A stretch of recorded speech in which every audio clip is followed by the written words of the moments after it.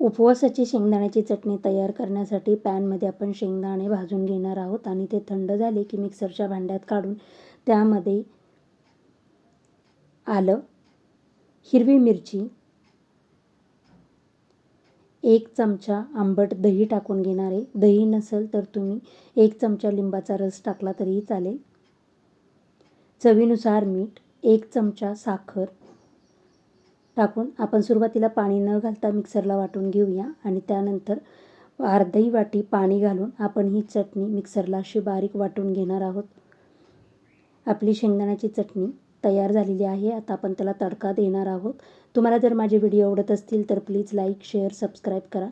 तडका pan मी गरम करून घेतलेला आहे. त्यामध्ये 1 चमचा साजूक तूप टाकून आपण अर्धा चमचा जिरे टाकून घेणार आहोत. जिरे आपले तडतडले की लाल मिरची टाकून ही तयार केलेली फोडणी आपण चटणीवर टाकून घेऊया. आपली उपवासाची शेंगदाणा चटणी तयार झाली आहे.